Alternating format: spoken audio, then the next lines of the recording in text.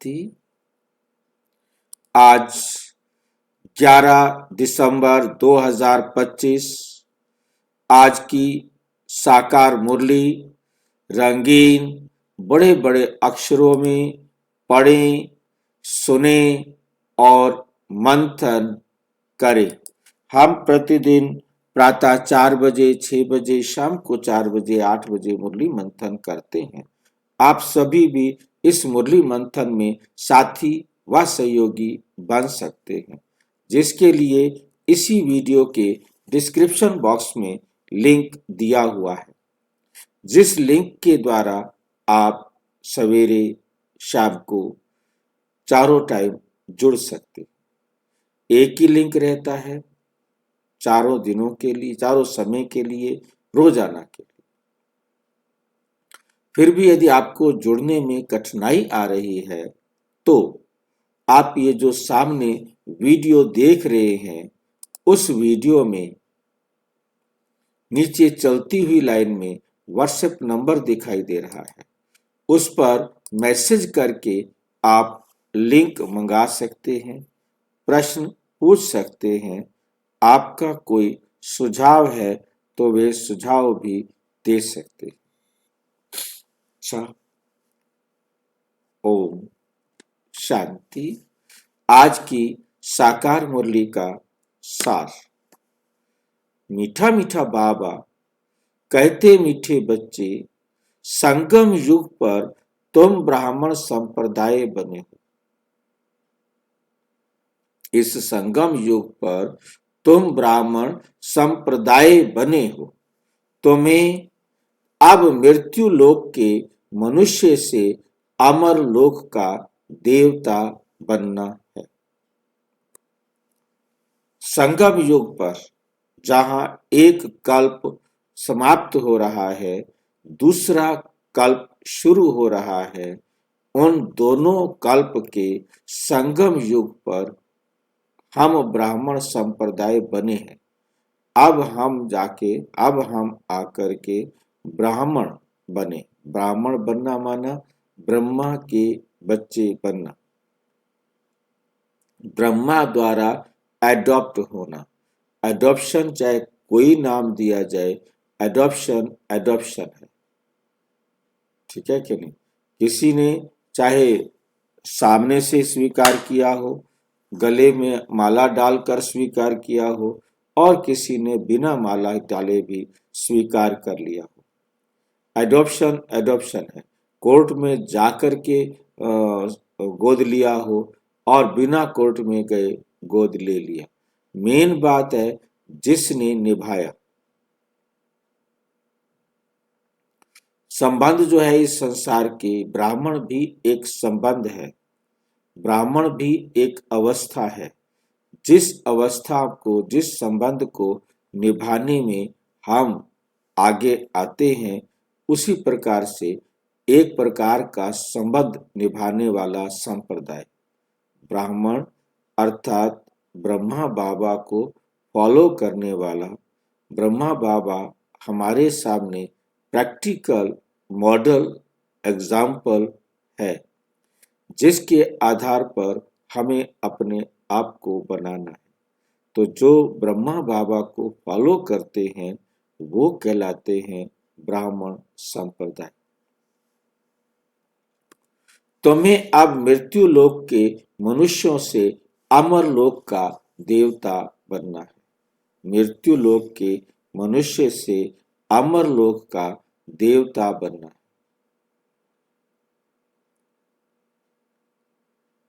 मृत्यु लोक के मनुष्य मीन्स जो अपने आप को दिव्य गुणों से संपन्न बनाते हैं, वो हैं अमर लोक के देवता। उनको अमर लोक क्यों कहा और उनको मृत्यु लोक क्यों कहा? अमर लोक के देवता अपने आप को आत्मा समझते हैं, अमर समझते हैं, इसलिए वो अमर लोक की आत्माएं दिव्य गुणों से संपन्न होती हैं। मृत्यु लोक के मनुष्य, हाँ जी, भाई अडॉप्ट करने के लिए कोर्ट के पेपर्स बनवाना कंपलसरी होता है ना? नहीं, आज की दुनिया में कोर्ट में जाना, अडॉप्ट कराना हो सकता है, ठीक है, बाकी कोई जरूरी नहीं है, ठीक है नहीं। बाकी क्या है कि हमें मतलब एक एग्जाम्पल दो, कोर्ट का मतलब ये है कि कोर्ट के सामने दिया तो ठीक है। अब कितने लोग, कितने परिवार आज की डेट के अंदर ऐसे हैं जिनकी शादियां हुई, ये विदेश में जाना हो तो उसके लिए जरूरी है कि उनका कोर्ट का सर्टिफिकेट होना चाहिए, शादी का सर्टिफिकेट गवर्नमेंट का होना चाहिए, तब उनको भेजते हैं। वरना कितने कितने हैं जिनका शादी हो गई है, कोई मतलब नहीं है, कोई कोर्ट में मतलब नहीं है। अब बच्चे हैं, पालना कर रहे हैं और उनके देखभाल भी कर रहे हैं, कोई जरूरी नहीं है। ये सिर्फ कोर्ट में करने का मतलब ये है कि आजकल स्कैंडल्स चल रहे हैं, चोरी करके बच्चे ले आते हैं और बेच देते हैं, बंधुआ मजदूर बना लेते हैं भाई घर। जी, हाँ जी। भाई जी जैसे किसी को अडॉप्ट कर लिया और कोर्ट के पेपर्स नहीं है, तो फिर वो प्रॉपर्टी में हकदार माना जाता है मतलब? आप उसे यदि नाम दे देते हैं, आप उनको कह देते मेरा बेटा है, आपने सर्टिफिकेट बनवा लिया है, date of birth, birth certificate तो मिलेगा ना, अडॉप्ट जी जी। करके तभी अरे भाई। होगा ना। चलो ये पर्सनल जी। मैटर्स है, इनको हम, मुरली की बात नहीं है ये। तो मृत्यु लोक के मनुष्य से अमर लोक का देवता, मतलब मनुष्य मृत्यु लोक में क्योंकि अपने को देह समझते हैं, तो ये मृत्यु लोक की बातें हो गई, अपने आप को मरने वाला समझते हैं। अमर लोक वाले अपने आप को अमर आत्मा समझते हैं और मृत्यु लोक वाले अपने आप को मरने वाली देह समझते हैं, इसलिए इसको मृत्यु लोक। और जब देह समझते हैं तो नेचुरल उनके जीवन में नैतिक मूल्यों का अभाव होता है, चरित्र का अभाव होता है, इसलिए इसको मृत्यु लोक कहा गया। मृत्यु लोक के मनुष्य से हमें क्या बनना है? अमर लोक का देवता। और देवता उसे कहा जाता है जिसमें दिव्य गुण हो, दिव्य गुणों की धारणा वाला। और इसके विपरीत ऑटोमेटिक हो जाता है, उसके जीवन में दिव्य गुणों की धारणा नहीं, तो वो कहलाता है मृत्यु लोक, क्योंकि वो अपने आप को मरने वाला समझता है। हालांकि दोनों जगह यदि देखा जाए तो जीवन और मृत्यु दोनों जगह है। सतयुग में भी जन्म और मृत्यु है, कलयुग में भी जन्म और मृत्यु है, परंतु सारी बात है स्मृति और विस्मृति की। अमरलोक में स्मृति है, सत्य स्मृति है, इसलिए उसे सत्य युग कहा जाता है। परंतु कलयुग में विस्मृति है, सत्य की स्मृति नहीं रही, सत्य विस्मृत हो गया, इसलिए उसे मृत्यु लोक कहा जाता है।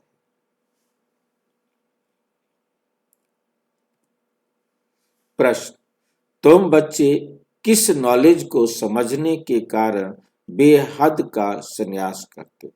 तुम बच्चे किस नॉलेज को समझने के कारण बेहद का संन्यास करते हो? क्या बात आपको समझ में आ गई है बाबा के पास आने से, जिसके कारण आप सन्यासी बनना स्वीकार करते हो, और वो भी बेहद का सन्यासी? और बेहद का सन्यासी उसे कहा जाता है आत्मा के सिवाय सब चीज का, इस दुनिया की जो भी चीजें हैं उन सब का सन्यास करना। वास्तव में बेहद का सन्यास तो केवल और केवल परम धाम में होता है। इस संसार में रहते हुए कोई भी अपने आप को ये कहे कि मैं बेहद का सन्यासी हूं, नहीं हो सकता, क्योंकि जब तक उसने इस देह को पकड़ के रखा हुआ है, जब तक वो इस देह को प्रयोग कर रहा है, तब तक वो बेहद का सन्यासी नहीं है। लास्ट जो आत्मा के साथ है वो देह है, देह को छोड़ते ही वो बेहद का सन्यासी बन जाता है। देह को छोड़ते के दो बातें हैं। एक, जब वो घर जाए, जो घर जाता है तब तो वो बेहद का सन्यासी होता है, और जब तक वो इस संसार में है तब तक जैसे ही देह छोड़ेगा उसी सेकंड के अंदर उसने दूसरी देह को पकड़ लेना है, दूसरी देह में प्रवेश कर लेना है।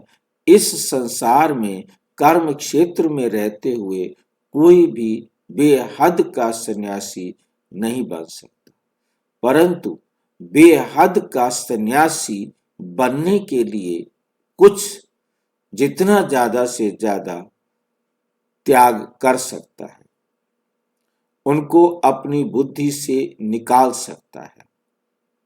इस देह में रहते हुए भी देह से ममत्व निकाल सकता है। देह के लिए प्रयोग होने वाला, चाहे आप पानी के पीने के लिए एक गिलास हो, एक कटोरा हो, या एक लोटा हो, या एक सन्यासियों के पास आपने देखा होगा कि एक काला सा बुरा सा एक खाने के लिए कुछ भी पात्र सा बना लेते हैं, जो उन्होंने प्रकृति के किसी कद्दू को बैठे को सुखा करके बनाया होता है, काठ का बनाया होता है। तो वो भी उसको होता है कि भी इसके बिना मैं पानी पीने में मुझे असुविधा होगी, इसके बिना मुझे खाना खाने में असुविधा होगी, ये एक पात्र तो होना ही चाहिए। तो वो भी मेरा है ना, उसके बिना खाना कैसे खाऊंगा, तब भी उसका ममत्व उसके अंदर रहेगा।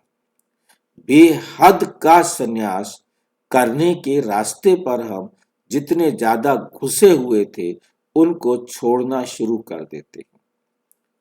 यह हमारा बेहद का सन्यासी बनने के लिए क्या होता है, रास्ते पर चल पड़ते हैं कि अब मैक्सिमम चीजों को छोड़ते जाए और हम किसी भी चीज में अब कम से कम यूज करते हुए ममत्व नहीं रखें।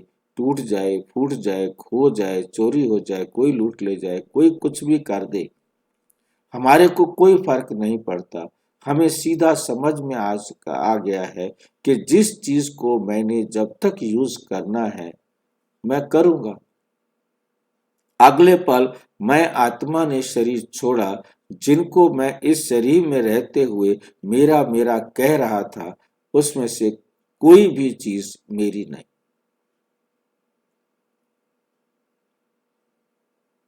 परंतु परंतु बहुत अच्छी तरह से याद रखना है, मेरा शरीर छूटा है परंतु मैंने इस संसार को नहीं छोड़ा है।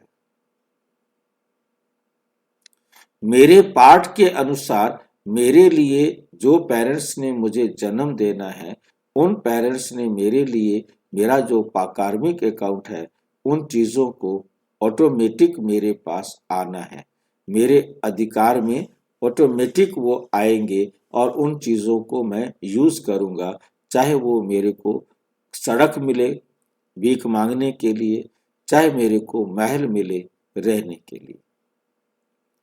मतलब मुझे उन चीजों का, उन वस्तुओं का वापस लेना है जो मैंने किसी को दी थी, फिर लेकर के मैंने छोड़ना है।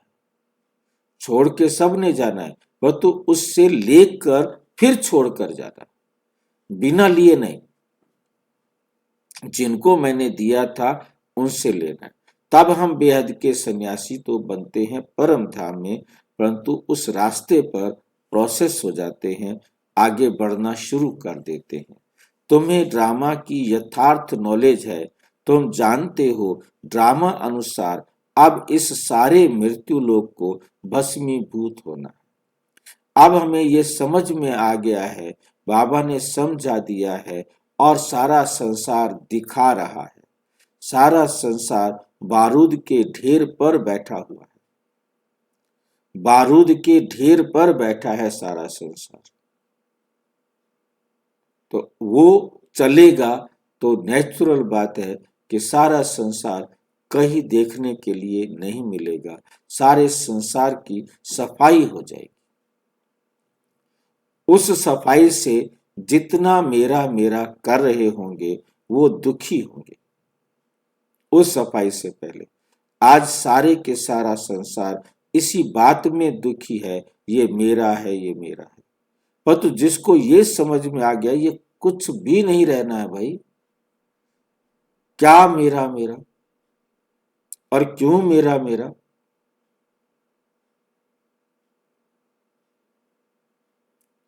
क्या मेरा मेरा और क्यों मेरा मेरा। जिस चीज को मैंने यूज नहीं करना, वो चाहे मैं कितनी शिद्दत से खरीद कर लाया हूं, लूट कर लाया हूं, छीन कर लाया हूं, कैसे भी मैं उसको लेके आया हूं और मैंने उसे यूज नहीं करना, तो मैं उसे यूज नहीं कर सकता।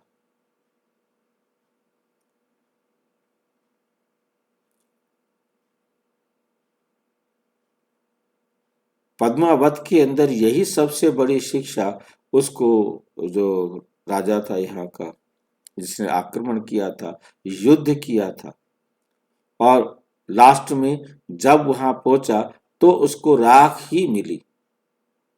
तब तक पद्मावती जो है स्वाहा हो गई थी, और राख राख कहता मैंने इसके लिए, इस राख के लिए इतना बड़ा युद्ध किया, कितने लोगों को मरवाया, कितना क्या किया, मिली क्या?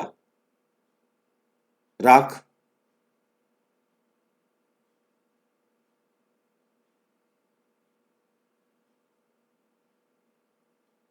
तो ये सारे सबको समझ में आता है, परंतु लास्ट में समझ में आता है, और ये पहले समझ में आ जाए कि मेरे को मिलना है मिलेगा, नहीं मिलना है तो नहीं मिलेगा, मेरी अवस्था पर कोई असर नहीं हो। ये बाबा हमें समझाना चाहते।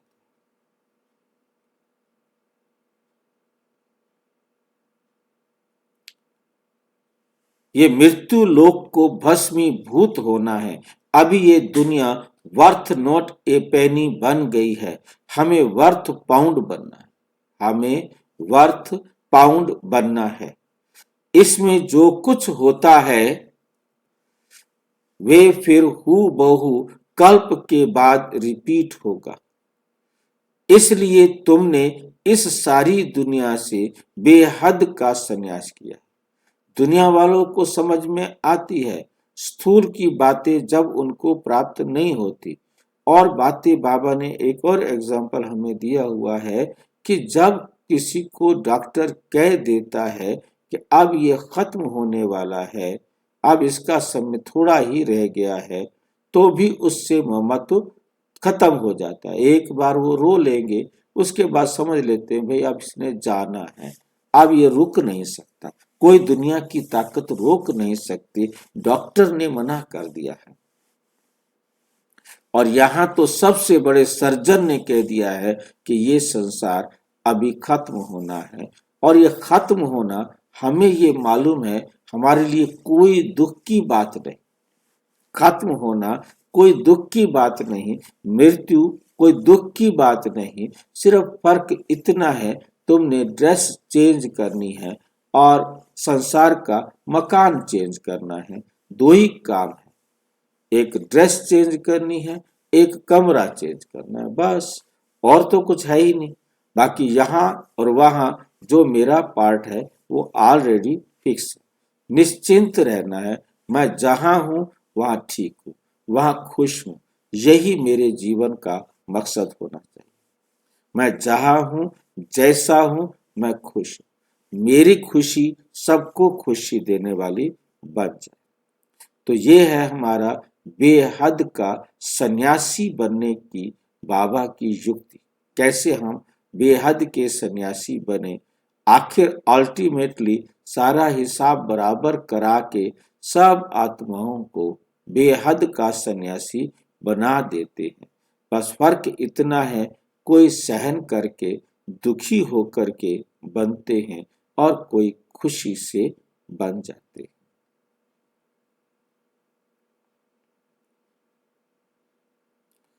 इसलिए तुम इस सारी दुनिया का से बेहद का संन्यास किया है। गीत। आने वाले कल की तुम तकदीर हो। ओम शांति। बच्चों ने गीत की लाइन सुनी, आने वाला है अमरलोक, ये है मृत्युलोक। अमरलोक और मृत्युलोक का ये है पुरुषोत्तम संगम युग। ऐसा समय जिसमें आत्मा एकदम बॉटम से टॉप पर जाती है, पतित से पावन बन जाती है, चरित्रहीन से चरित्रवान बन जाती है। अब बाप पढ़ाते हैं संगम पर, आत्माओं को पढ़ाते हैं, इसलिए बच्चों को कहते हैं आत्म अभिमानी बनो। बच्चों को कहते हैं आत्म अभिमानी हो बैठो। ये निश्चय करना है, हमको बेहद का बाप पढ़ाते हैं, हमारी एम ऑब्जेक्ट यह है। लक्ष्मी नारायण या मृत्यु लोक के मनुष्य से अमर लोक का देवता बनना, ऐसी पढ़ाई तो कभी कानों से नहीं सुनी, ना किसको कहते हुए देखा। जो कहे बच्चों तुम आत्म अभिमानी हो बैठो। ये निश्चय करो कि बेहद का बाप हमको पढ़ाते हैं। कौन सा बाप? बेहद का बाप निराकार शिव। अभी तुम समझते हो हम पुरुषोत्तम संगम युग पर हैं। अभी तुम ब्राह्मण संप्रदाय बने हो, फिर तुमको देवता बनना है। पहले शूद्र संप्रदाय के थे, बाप आकर पत्थर बुद्धि से पारस बुद्धि बनाते हैं। पहले सतो प्रधान पारस बुद्धि थे, अब फिर बनते हैं। ऐसे नहीं कहना चाहिए कि सतयुग के मालिक थे। सतयुग में विश्व के मालिक थे, फिर 84 जन्म ले सीढ़ी उतरते उतरते सतो प्रधान से सतो रजो तमो में आए हैं। पहले सतो प्रधान थे तो पारस बुद्धि थे। जब हम सतो प्रधान थे तो हम पारस बुद्धि, पारस कहा जाता है शुद्ध सोने को, तो हमारी बुद्धि भी एकदम सत्य थी, खरी थी, सच्ची थी, जिसमें कोई खोट नहीं थी। सतो प्रधान का मतलब भी है खोट रहित, जिसमें जरा भी झूठ ना हो, सच्चाई की प्रधानता हो। सोना भी शुद्ध है, तब उसे पारस कहा जाता है, एकदम सच्चे खरे सोने की तरह। फिर आत्मा में खाद पड़ती है। आत्मा में जब खोट मिलाई जाती है, सोने में खोट मिलाई जाती है। जब सतयुग से त्रेता होता है, सतयुग से त्रेता आने का मतलब है उसमें खोट मिल गई है। तो सबसे पहले सोने के अंदर जो खोट मिलाई जाती है वो चांदी मिलाई जाती है, और उसके बाद जब आता है द्वापर तो उसके सफेद इतना हो जाता है, क्योंकि चांदी जब सोने में मिलाते हैं तो सोने का कलर व्हाइट की तरफ चला जाता है। जितना ज्यादा चांदी मिलती जाएगी उतना पीला रंग जो गोल्डन कलर है वो थोड़ा व्हाइटनेस की तरफ बढ़ता जाएगा। अब उसका व्हाइटनेस बढ़ गया है तो उसको फिर से द्वापर में आकर के तांबा मिलाया जाता है, ताकि उसका रंग वापस कुछ रेड कलर में चला जाए। इसलिए सोने के रंग को, क्योंकि हम ड्राइंग पेंटिंग में रहे तो हम रंग को बहुत टोन में बहुत चेंज करते हैं, तो कितने प्रकार का सोने का रंग बना दिया जाता है। मनुष्य समझते नहीं। बाप कहते हैं तुम कुछ नहीं जानते थे, तुम कुछ नहीं जानते थे। ब्लाइंड फेथ था, तुम्हारा अंधविश्वास था। जो भी झूठी चीजें थी, जो सामने दिख रहा था, वो हम सच समझ रहे थे। परंतु बाबा कहते जो नहीं दिखाई देता वो सच है। बाबा आकर वो हमें देखना सिखाते हैं तीसरे ज्ञान के, समझ के नेत्र से। सिवाय जानने के किसकी पूजा करना व याद करना, उसको ब्लाइंड फेथ कहा जाता है। अब कोई भी बेचारे नहीं जानते ये हनुमान कौन है, ये गणेश कौन है, ये राम कौन है, ये कृष्ण कौन है। अब हम जैसे जो समझो हमारे हम ही समझो कि जो जब हम थोड़ा सा कुछ ज्यादा समझदार थे, जागरूक थे, मतलब आधे जागे हुए थे, तो उस समय द्वापुर में जो भी आए, उन्होंने अपनी समझ के मुताबिक हम सबको जो कहानियां सुनाई, चाहे हमने सुनाई हो, चाहे किसी ने भी सुनाई हो, जो कहानियां लिखी, जो कहानियां सुनाई, उन कहानियों को सच मान लिया गया। उनको सच मानना ही क्या हुआ हमारे लिए अंधेरा। हमने उन पर अंधविश्वास किया, उसी को ब्लाइंड फेथ कहा जाता है। पहले जानो तो सही कि राम था कौन, बस वाल्मीकि ने लिख दिया और हमने आंख बंद करके स्वीकार कर लिया। क्यों स्वीकार हो गया कि झूठ को भी यदि ज्यादा बार बोलेंगे तो वो झूठ भी सच मान लिया जाता है, बन जाता है। और अपने श्रेष्ठ धर्म, श्रेष्ठ कर्म को भी भूल जाने से वे कर्म भ्रष्ट, धर्म भ्रष्ट बन पड़े। क्या बन पड़े? कर्म भ्रष्ट, धर्म भ्रष्ट। कर्म भी हमारे गंदे हो गए और हमारी जो धारणाएं थी वो भी गंदी हो गई। दोनों प्रकार से हम तमो प्रधान या पतित बनते गए। अब फिर बाबा आए हैं हमें देवी धर्म से, जो हम भ्रष्ट बन गए थे। भारतवासी इस समय धर्म से भी भ्रष्ट हैं।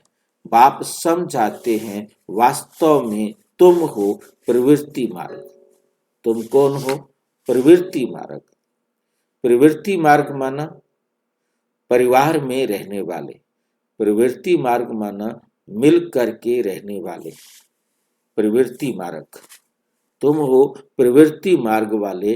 वही देवी देवताएं जब अपवित्र बनते हैं तब देवी देवता कह नहीं सकते, तब देवी देवता कह नहीं सकते, इसलिए नाम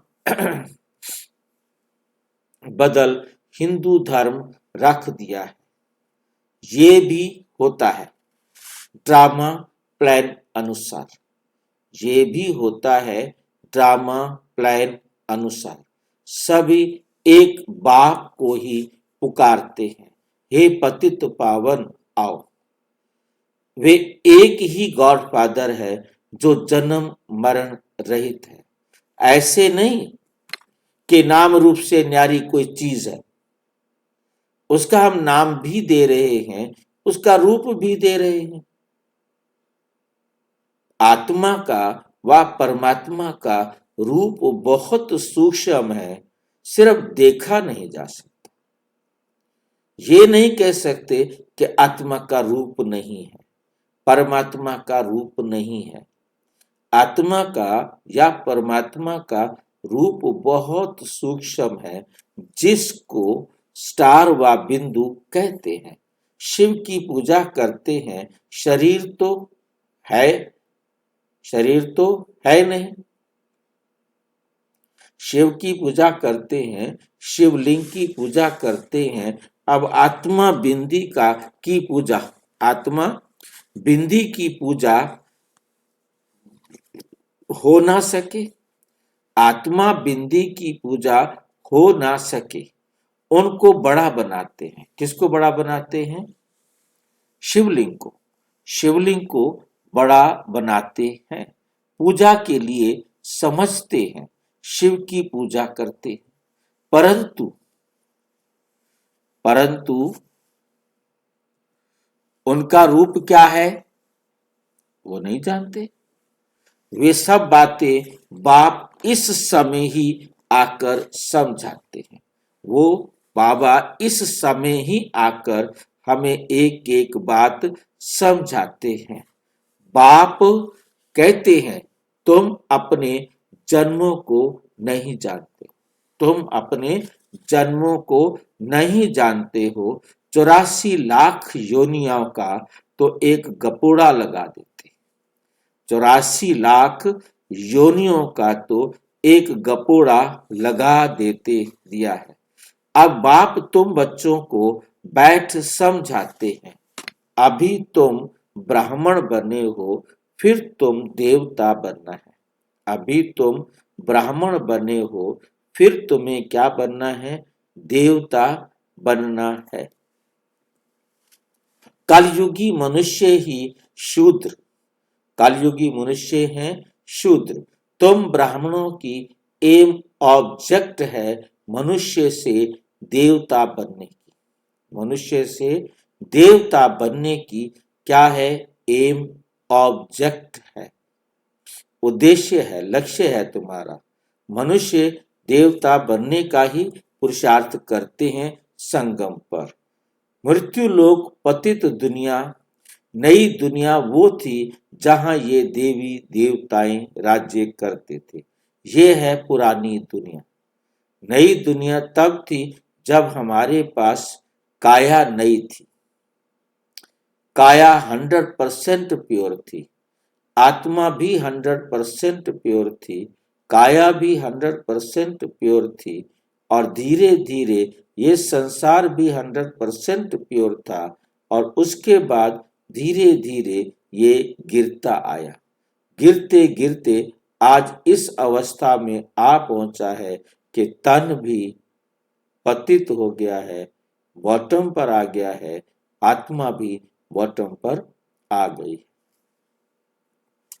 एक ही इनका राज्य था, ये सारे विश्व के मालिक थे। एक ही राज्य था, ये सारे इसी विश्व के मालिक थे।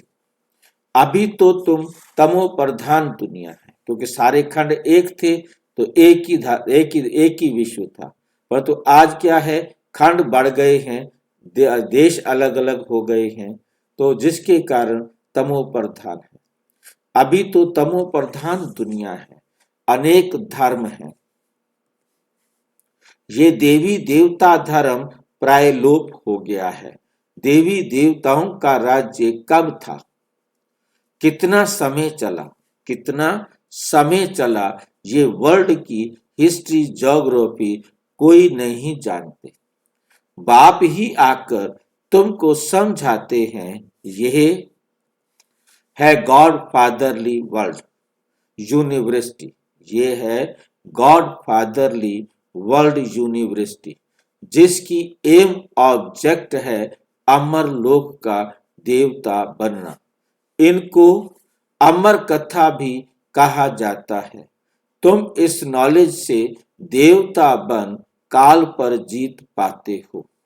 वहां कभी काल खा नहीं सकता, मरने का वहां नाम नहीं। अभी तुम काल पर जीत पहन रहे हो ड्रामा के प्लान अनुसार। भारतवासी भी 5 वर्ष या 10 वर्ष का प्लान बनाते हैं। पहले नेहरू के टाइम में 5 वर्षीय योजना बनती थी कि हम 5 साल में ये कार्य करेंगे। कुछ 10 वर्षीय भी योजना बनती थी कि हम 10 वर्ष में ये करेंगे। समझते हैं हम राम राज्य स्थापन कर रहे हैं। बेहद के बाप का भी प्लान है राम राज्य बनाने का। वे तो सब हैं मनुष्य, मनुष्य तो राम राज्य स्थापन कर न सके। राम राज्य कहा ही जाता है सतयुग को। इन बातों को कोई जानते नहीं है। मनुष्य कितनी भक्ति करते हैं, जिस्मानी यात्राएं करते हैं। दिन अर्थात सतयुग त्रेता में इन देवताओं का राज्य था। दिन का मतलब सतयुग त्रेता, जब देवताओं का राज्य था। रात में भक्ति मार्ग शुरू होता है। सतयुग में कोई जानते नहीं कि मनुष्य कितनी भक्ति करते हैं, जिस्मानी यात्राएं करते हैं। दिन अर्थात सतयुग त्रेता में इन देवताओं का राज्य था। फिर रात में भक्ति मार्ग शुरू होता है। सतयुग में भक्ति नहीं होती है, ज्ञान, भक्ति, वैराग्य।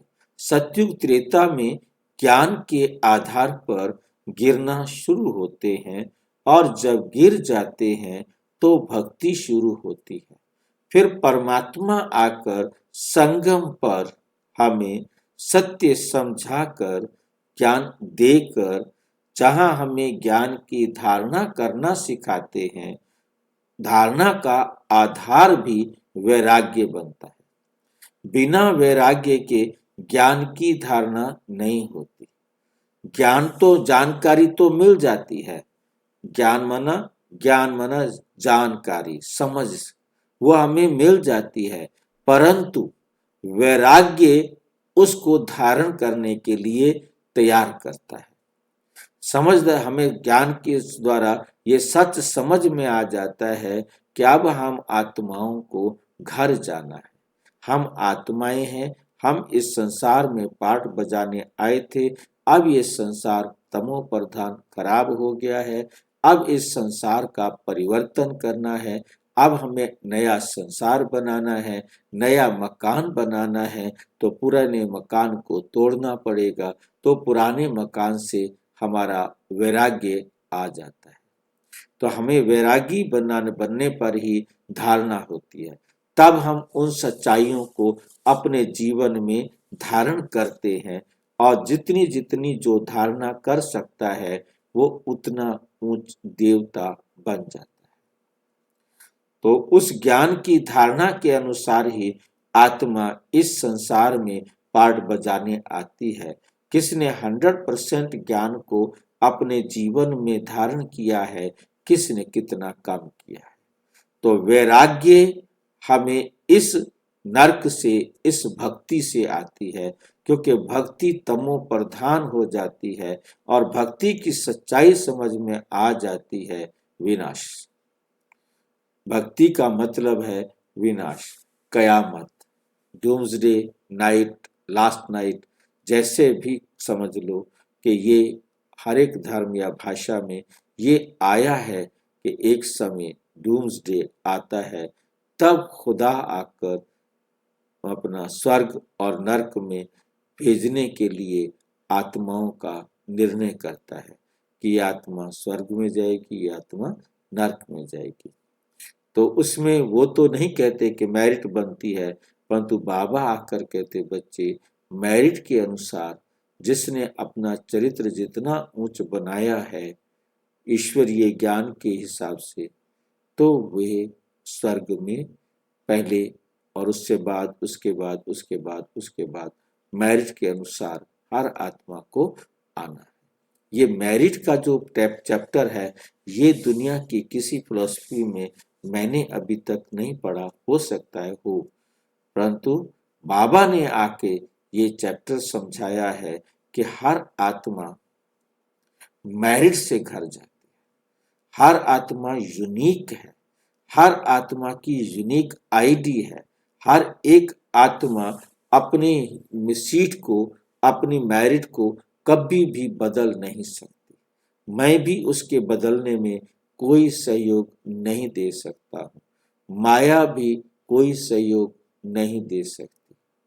तो ये ड्रामा इतना एक्यूरेट है, ये हमें बहुत आसानी से वैरागी बना देता है। ये बाप समझाते हैं वैराग्य 2 प्रकार का है। एक है हठ योग निवृत्ति मार्ग, वो घर बार छोड़कर जंगल में चले जाते हैं। उनका भी मकसद ये होता है कि हम पवित्र रहें, परंतु आग और कपास साथ साथ रहकर, स्त्री और पुरुष साथ साथ रहकर आग ना लगे, उससे बच नहीं सकते। इसलिए वो घर छोड़कर जंगल में चले जाते हैं। ना स्त्री होगी और ना आग लगेगी। और अब तुमको तो बेहद का संन्यास करना है, सारे मृत्यु लोक का। बाप कहते हैं ये सारी दुनिया भस्मीभूत होनी है। भस्मीभूत मतलब भस्म बोलते हैं राख को, और भूत मतलब जिसका विनाश हो जाए, जिसका परिवर्तन हो जाए। ये दुनिया सारी राख बनने वाली है, भस्म बनने वाली है, भूत बनने वाली है। कहेंगे थी, ये महल था, ये शहर था, परंतु है नहीं। तो भस्मीभूत बनना मतलब विनाश के लिए तैयार हो जाना, कि कभी भी आग लगे हम तैयार, क्योंकि खुशी से तैयार होना है। हमें पता है कि भस्मीभूत होना मतलब वैराग्य, वैराग्य आ जाता है कि अब मुझे जाना है। बहुत अच्छी रीति समझना है। जो मिसल टिक टिक टिक होती रहती है, जो कुछ भी होता है फिर कल्प 5000 वर्ष के बाद हूबहू रिपीट होता है। जिस मकान को हमने कल्प पहले जितना समय यूज किया था उतना समय अब यूज कर रहे हैं, कहाँ जाएगा? 5000 साल बाद फिर मेरे पास होगा।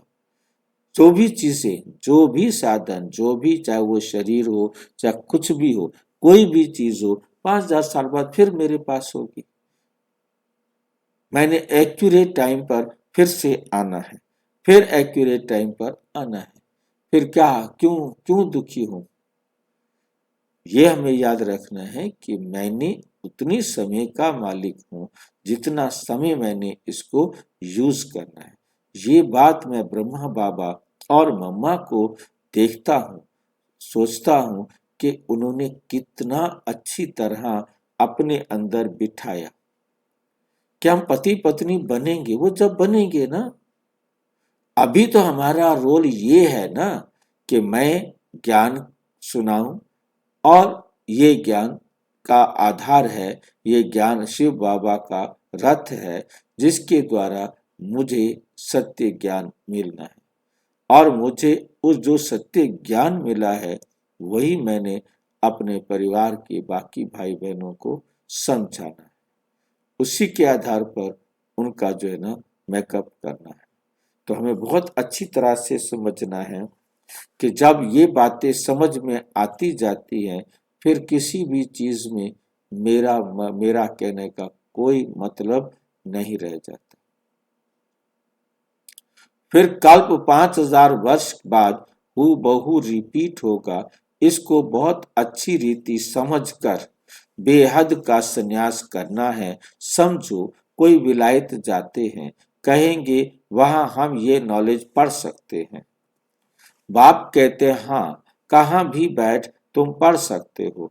इसमें पहले 7 रोज का कोर्स लेना पड़ता है। बहुत सहज है। आत्मा को सिर्फ ये समझना होता है हम सतो प्रधान विश्व के मालिक थे, तब सतो प्रधान थे, अब तमो प्रधान बन गए हैं। 84 जन्मों में बिल्कुल ही वर्थ नॉट ए पेनी बन पड़े हैं। अब फिर हम पाउंड कैसे बने? अब कलयुग है, फिर जरूर सतयुग होना है। बाप कितना सिंपल समझाते हैं। 7 दिन का कोर्स समझना है कैसे हम सतो प्रधान से तमो प्रधान बने हैं। काम, चिता पर बैठ तमो प्रधान बने हैं, अब फिर ज्ञान चिता पर बैठ सतो प्रधान बनना है। वर्ल्ड की हिस्ट्री ज्योग्राफी रिपीट होती है, चक्र फिरता रहता है ना। अभी है संगम युग, फिर क्या आएगा? सतयुग होगा। अभी हम कलयुगी विशेष बने हैं, सो फिर सतयुगी वाइसलेस कैसे बने, निर्विकारी कैसे बने? अब हम कलयुग के अंदर आकर विशेष विकारी बन गए हैं। अब हमें अलग होना है। फिर हम सतयुगी वाइसलेस कैसे बने? बाबा की श्रीमत पर चलने से। उसके लिए बाप रास्ता बताते हैं, पुकारते भी हैं। हमारे में कोई गुण नहीं है, अब हमको ऐसा गुणवान बनाओ जो कल्प पहले वाले बने थे उन्हों को ही फिर बनना है। जो 5000 साल पहले बने थे वही अब बनेंगे। बाप समझाते हैं कल्प पहले तो अपने को आत्मा समझो। पहले तो क्या करो? अपने को आत्मा समझो। आत्मा ही एक शरीर छोड़ दूसरा लेती है। अभी तुमको देही अभिमानी बनना है। अभी ही तुम्हें देही अभिमानी बनने की शिक्षा मिलती है। ऐसे नहीं तुम सदैव देही अभिमानी रहेंगे। नहीं। सतयुग में तो नाम शरीर के रहते हैं, लक्ष्मी नारायण के नाम पर ही सारी कारोबार चलती है। अभी ये है संगम युग। जबकि बाप समझाते हैं तुम नंगे अशरीरी आए थे, फिर अशरीरी बन वापस जाना है। अपने को आत्मा समझ बाप को याद करो। ये है रूहानी यात्रा। आत्मा अपने रूहानी बाप को याद करती है। बाप को याद करने से ही पाप भस्म हो जाएंगे। इनको योग अग्नि कहा जाता है। याद तुम कहाँ भी कर सकते हो, 7 रोज में समझाना होता है। ये सृष्टि चक्र कैसे फिरता है, कैसे हम सीढ़ी उतरते हैं। अब फिर इस एक ही जन्म में चढ़ती कला होती है। विलायत में बच्चे रहते हैं, वहां भी मुरली जाती है। ये स्कूल है ना, वास्तव में ये है गॉड फादरली यूनिवर्सिटी। गीता का ही राजयोग है, परंतु श्री कृष्ण को भगवान नहीं कहा जाता। ब्रह्मा विष्णु शंकर को भी देवता कहा जाता है। अभी तुम पुरुषार्थ कर फिर सो देवता बनते हो। प्रजापिता ब्रह्मा भी जरूर यहाँ होगा ना। प्रजापिता तो मनुष्य है ना। प्रजा जरूर यहाँ ही रची जाती है। हम सो का अर्थ बाप ने बहुत सहज रीति समझाया है।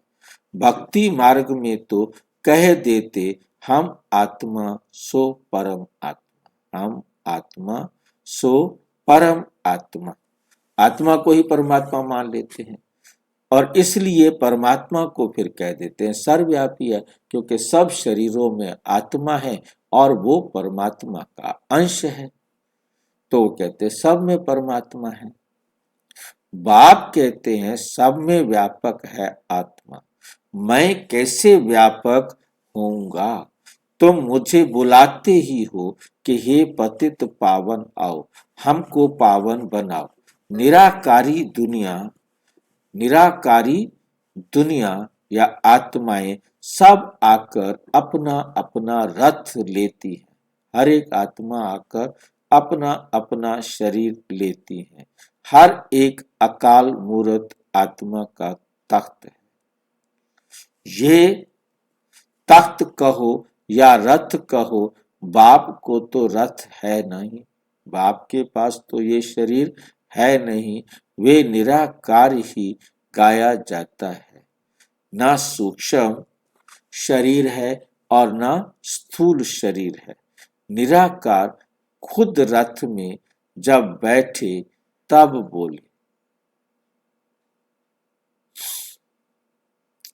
बोल सके। रथ बिगर पतितों को पावन कैसे बनाएंगे? शिव बाबा कहते मैं बिना शरीर के बिना रथ के कैसे तुमको पावन बनाऊं? मैं निराकार आकर इनका लोन लेता हूं, इनके शरीर का किराए पर लेता हूं। टेम्परेरी लोन लिया है थोड़े समय के लिए। इनको भाग्यशाली रथ कहा जाता है। बाप ही सृष्टि के आदि मध्य अंत का राज बताए तुम बच्चों को त्रिकालदर्शी बनाते हैं और कोई मनुष्य ये नॉलेज जान नहीं सकते। इस समय सब नास्तिक है। बाप आकर आस्तिक बनाते हैं। रचयिता रचना का राज बाप ने तुमको बताया है। अब तुम्हारे सिवाय और कोई समझा ना सके। तुम ही इस ज्ञान से फिर यह इतना ऊंच पद पाते हो। ये ज्ञान सिर्फ अभी ही तुम ब्राह्मणों को मिलता है। बाप संगम पर ही आकर ये ज्ञान देते हैं। सदगति देने वाला एक बाप ही है। मनुष्य मनुष्य को सद्गति दे नहीं सकता।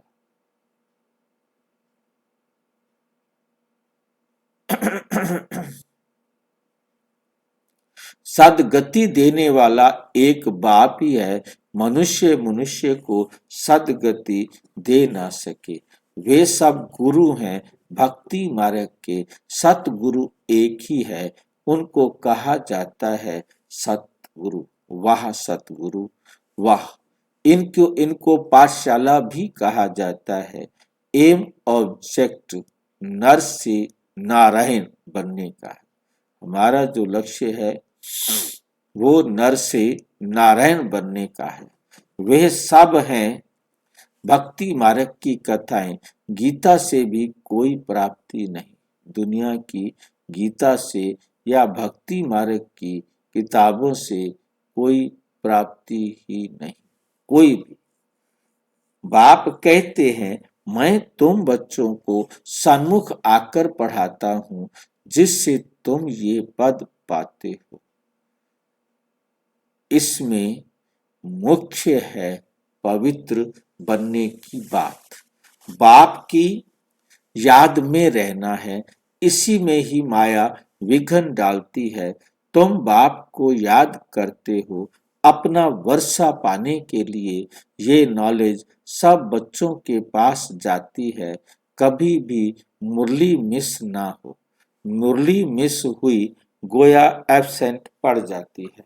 मुरली से कहाँ भी बैठ रिफ्रेश होते रहेंगे। श्रीमत पर चलना पड़े, श्रीमत पर चलना पड़े। बाहर में जाते हैं तो बाप समझाते हैं पवित्र जरूर बनना है, वैष्णव होकर रहना है। वैष्णव भी दो प्रकार के होते हैं। वैष्णव वल्भाचारी भी होते हैं परंतु विकार में जाते हैं। वल्भाचारी होते हैं परंतु वल्भाचारी वाले ये छुट्टी देते हैं विकार में जाओ।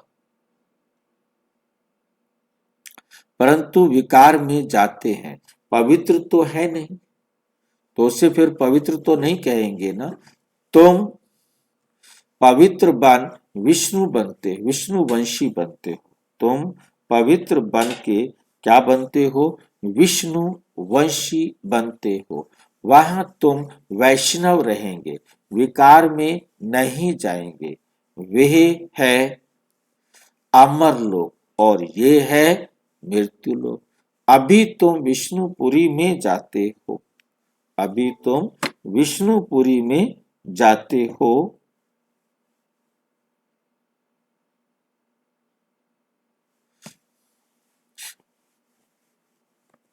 वहां विकार होता नहीं, वो है वाइसलेस वर्ल्ड, निर्विकारी दुनिया। योग बल से तुम विश्व की बादशाही लेते हो। वे दोनों आपस में लड़ते हैं, मक्खन बीच में तुमको मिलता है। तुम अपनी राजधानी स्थापन कर रहे हो। सभी को यही पैगाम देना है। छोटे बच्चों को भी हक है, छोटे बच्चों का भी हक है। शिव बाबा के बच्चे हैं ना, तो सबका हक है। सबको कहना है अपने को आत्मा समझो। माँ बाप में ज्ञान होगा तो बच्चों को भी सिखाएंगे। शिव बाबा को याद करो, सिवाय शिव बाबा के दूसरा ना कोई।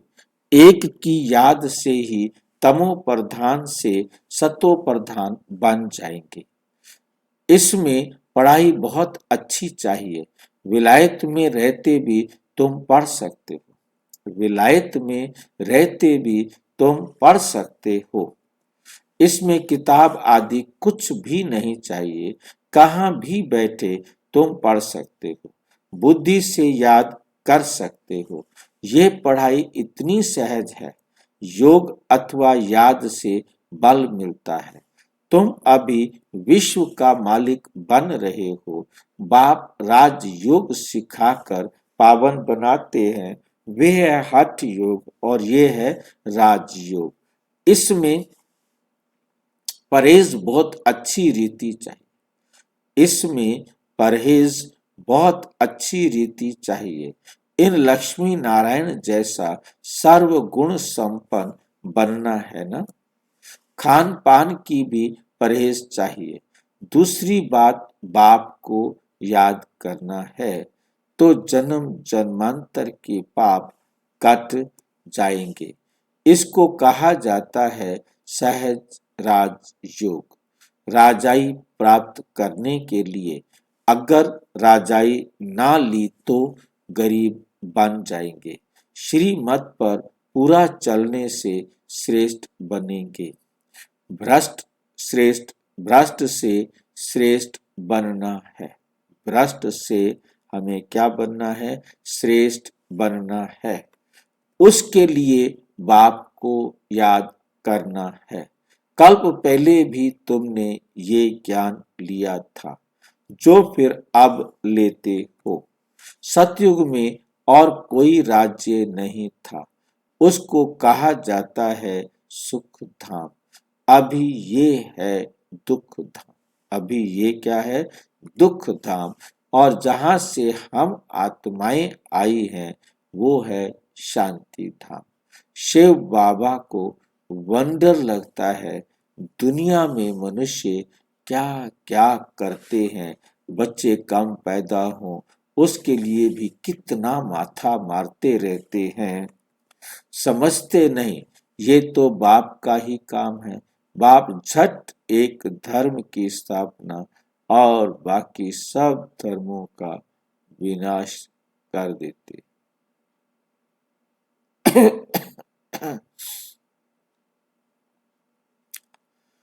अब बाकी सब अनेक धर्मों का विनाश करा देते हैं एक धक से। वो लोग कितनी दवाइयां आदि निकालते हैं पैदाइश कम हो करने के लिए। बाप के पास तो एक ही दवाई, एक ही।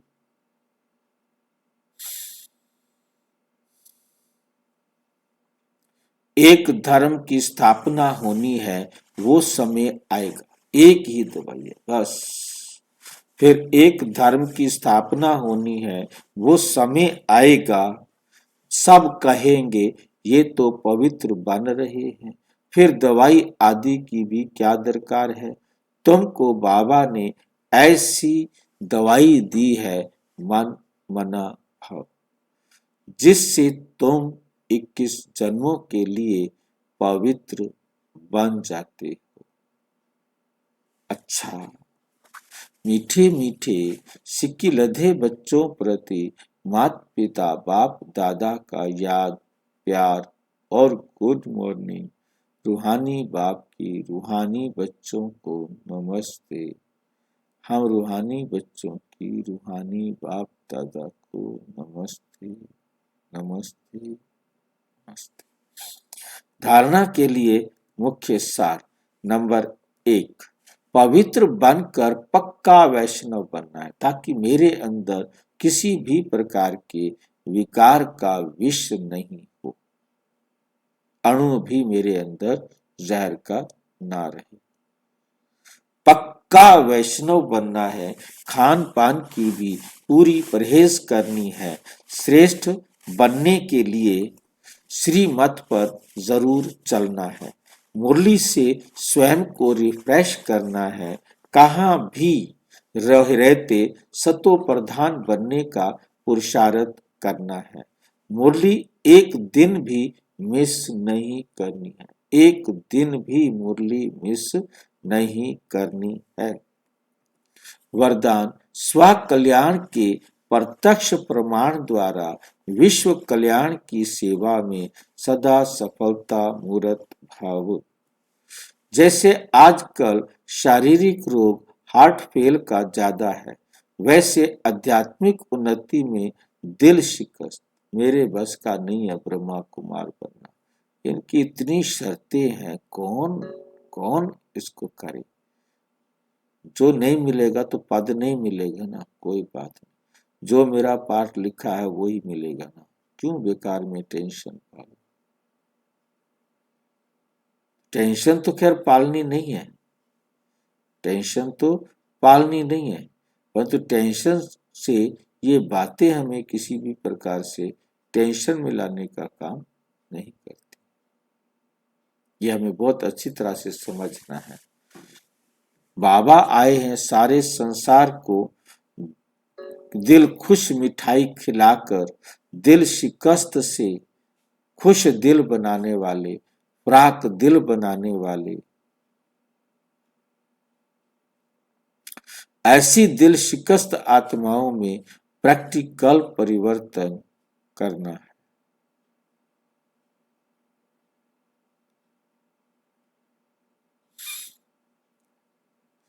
ऐसी दिल शिकस्त आत्माओं में प्रैक्टिकल परिवर्तन देखने से ही हिम्मत व शक्ति आ सकती है।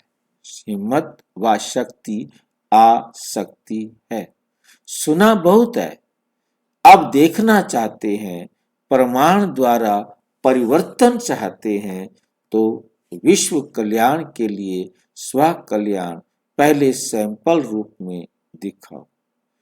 विश्व में कल्याण की सेवा, कल्याण की सेवा में सफलता मूर्त बनने का साधन ही है प्रत्यक्ष प्रमाण। इससे ही बाप की प्रत्यक्षता होगी।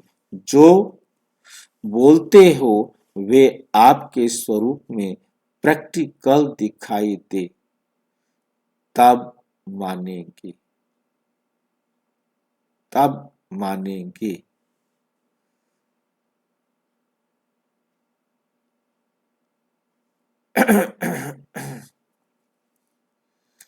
स्लोगन, दूसरे के विचारों को अपने विचारों से मिलाना, यही है रिगार्ड देना। बोला हमने मोल्ड अपने आप को भी करना है, सामने वाली आत्मा को भी मोल्ड करना है। मोल्ड करने से हम एक दूसरे को पहचान सकते, एक दूसरे को समझ सकते।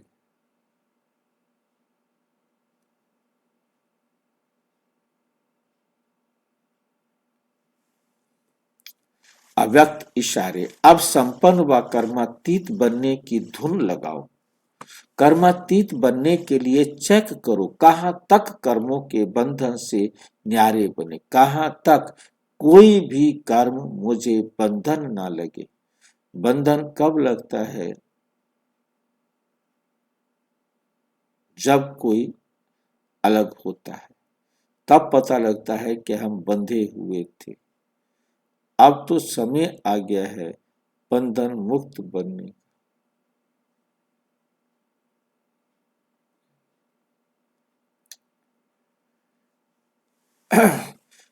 बनने कर्मातीत बनने के लिए चेक करो कहां तक कर्मों के बंधन से न्यारे बने, कितना हम इस संसार के बंधनों से न्यारे मुक्त बने हैं।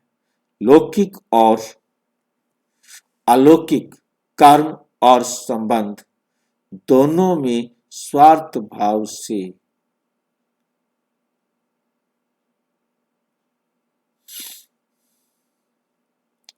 संबंध दोनों में स्वार्थ भाव से मुक्त। कर्म और संबंध दोनों में, कर्म करते हुए भी संबंध में आते हुए स्वार्थ भाव से मुक्त कहां तक बने हैं? जब कर्मों के हिसाब किताब व किसी भी व्यर्थ स्वभाव संस्कार के वश होने से मुक्त बनेंगे, तब कर्मातीत स्थिति को प्राप्त कर सकेंगे।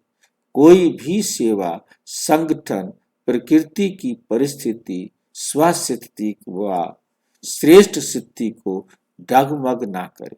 इस बंधन से भी मुक्त रहना है। कर्मातीत स्थिति की समीपता है। अच्छा,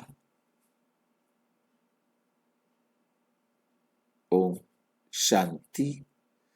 और विस्तार से जानने के लिए प्रजापिता ब्रह्मा कुमारी ईश्वरीय विश्वविद्यालय के किसी भी सेवा केंद्र पर संपर्क करें।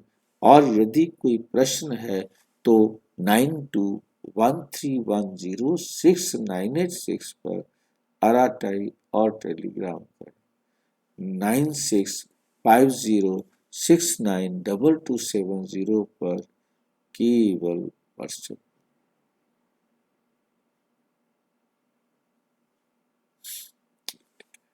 ओम शांति।